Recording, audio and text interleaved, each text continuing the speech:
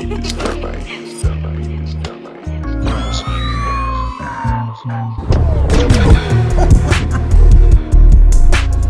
va cuisiner. Oui! T'es en train de faire bouillir du sirop. Ouais, exact. Dans le fond, la recette qu'on fait aujourd'hui, c'est assez simple. C'est vraiment ce qu'on peut définir de la pâtisserie de cuisinier. Fait que c'est des choses qu'on fait environ qui sont pas compliquées. L'idée de base au début, c'était on voulait tout simplement faire une petite éponge pour une partie de sucre blanc, environ un 2/3, puis un tiers de sirop d'érable, qu'on va monter à 140 Celsius. L'outil le plus important en cuisine, le thermomètre. Thermomètre, là, qui sont des viandes pâtisseries. Même si tu fais les choses à peu près, Alex, t'as besoin de J'ai un minimum de précision quand même. Et puis là, la magie opère. Là, ça va tomber un peu. Là, ça va devenir poudre. Et puis là, rapidement. Et voilà. L'inspiration de la deuxième étape, c'est la vaisselle. faire le moins de vaisselle possible.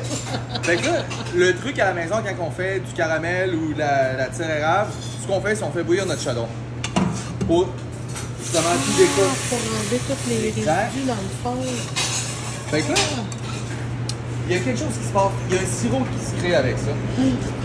Fait que là, moi je me suis posé la question, qu'est-ce que je peux faire avec cette étape-là? Hey, j'ai donc bien intelligent ça, là. Fait que dans le fond, tu maximises les résidus de cuisson. Exact. Puis je minimise ma vaisselle. Chose importante. J'ai une eau qui goûte le sirop. Elle goûte pas encore assez à mon goût. Fait que je vais en rajouter un peu. Fait que là, j'ai une eau sucrée. Qu'est-ce que je peux faire avec? C'est y donner une texture. Quoi de plus facile que des feuilles de gélatine? Ce qui est important de savoir, c'est que la gélatine à fond à 37 degrés. Fait qu'on n'a pas besoin de la chauffer. Puis pour une gelée qui va se tenir pour ce dessert-là, on va parler d'environ d'un 10 feuilles au litre. Ou 10 feuilles, ça fait 20 grammes. Fait que là, j'ai les feuilles qui ont trempé ici. Bien important, on les descend. Je rajoute.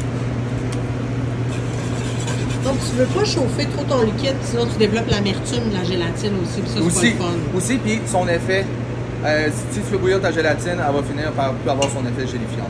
Fait que là, tout ce qu'on veut, là, c'est on a une gelée qui goûte le sirop d'érable, qui n'est pas trop sucré non plus. Puis on vient réutiliser encore notre chaudron à son maximum. Fait que là, je dépose. Et je vais refroidir pendant, on va dire, une nuit environ. Prochaine étape, mon chaudron il est toujours sale, il reste encore du sucre érable dedans. Fait que là, je vais rajouter mon sirop d'érable à nouveau dans ma casserole qui a déjà été utilisée pour 2 étapes. Fait que là, je finis mon bidon. Et là, je vais mettre environ 125 grammes de sirop d'érable. Mais lui, je vais le cuire légèrement parce qu'on va rajouter de la crème puis je veux quand même garder, intensifier un peu le goût de l'érable. Puis on va se rapprocher un petit peu de la tire d'érable. Tu vas faire bouillir ton sirop. Ouais, on va y aller à bulle. Si on voudrait être plus précis, là, je vous dirais un beau 110, 115. OK. Puis tu sais, là, on ne gêne pas pour aller gratter les restes de notre tire éponge. Là. Comme je vous dis, là, on n'est pas sur une... c'est pas une science exacte. Là, c'est vraiment un dessert... Un dessert au feeling. Ouais, instinctif. J'aime ça. Je pense avoir une belle bulle. Hey, ça sent tellement bon, Alex, en ce moment, là. Puis là, on voit que le sucre est cuit, tu sais, quand je le brasse, ouais. il décolle. Fait que là, je vais décoller avec un peu de crème. Comme si tu faisais un caramel, finalement. Exact. On est vraiment sur une cuisson de sucre des plus traditionnels. On va pas trop faire réduire la crème, juste un peu. Là, tu as éteint ton feu ou tu l'as juste baissé? Non, j'ai complètement éteint. OK. Puis là, encore une fois, on va rajouter une partie gélatine. Fait que tout ce qui est pour les mousses, tu sais, ta gélatine, on va avoir l'effet vraiment sur la texture. Est-ce que ça va être plus légère ou tu veux quelque chose qui se tient, qui se découpe? Mais nous, on a quelque chose de plus léger, on va être environ à 6 feuilles au litre. Et puis, je vais venir dissoudre les feuilles de gélatine. Ça, on va refroidir ce liquide-là avant de l'incorporer à notre crème. Là, la question qui tue, qu'est-ce qui se passe avec le chaudron maintenant? On fait un sirop pour un cocktail. Tu niaises-tu? Oui, oui. OK. Je pense que c'est une réflexion qui était peut-être plus des anciens cuisiniers, mais de toujours vouloir utiliser. Tu fais sauter des champignons, ben, réutilise ton fond de casserole, il goûte de quoi? Fait que, ou ben, tu fais sécher ta viande. Fait que de maximiser ça pour maximiser tes goûts, puis ben, tu fais moins de vaisselle. Et voilà. Ça, faut pas l'oublier. Ça, c'est ce qui est le plus important. Ouais. Fait que là, ça, ce qui va être important, c'est notre mélange ici de crème et de gélatine, on va leur faire refroidir pour ne pas faire trop retomber notre crème. Si j'avais ça ici et il serait trop chaud, ben, ma crème elle ferait tout simplement redescendre. Je cherche pas environ comme Je vais température. au-dessus de 35. Là. OK. Puis tu sais, au-dessus de 25 aussi, on veut pas que notre gélatine, il y ait un choc thermique entre les deux qui se fasse non plus. Il y a des termes pour tout. Hein. Là, je la brasse pour refroidir, mais brasser pour refroidir, ça s'appelle vanner.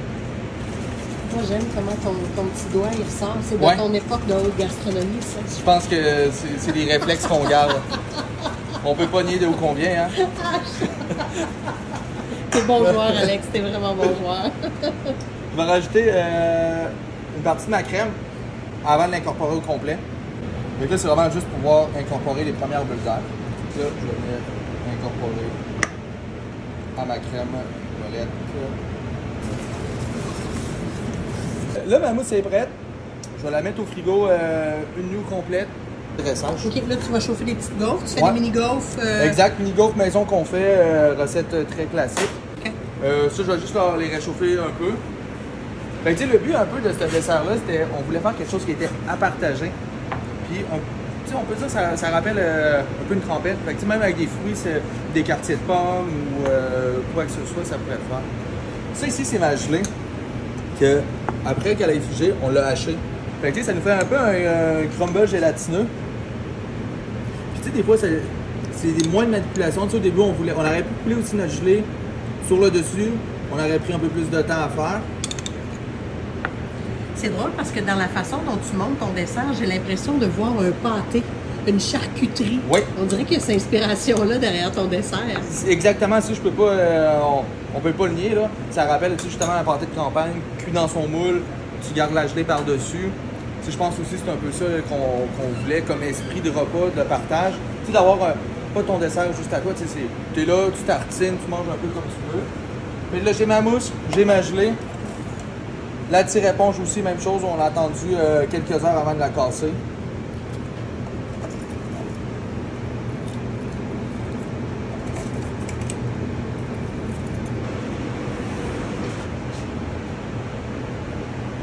Il manque juste la cuillère en or. Il y a vraiment une cuillère en or. Et voilà. Wow! Goûter le dessert avec le chef. J'aime la texture de la mousse. Ouais. On voit la gélatine qui a collé, puis le contraste de gélatine entre les deux, puis c'est le fun. Comme ça ici. Cheers! C'est léger. Pas grand sucre là, dans ta gaufre. Non. La gaufre, elle est fumée. Cheers! Ouh! Wow! Hey, c'est le fun! C'est comme sucré salé en même temps. Là, tu sais qu'est-ce qui se passe?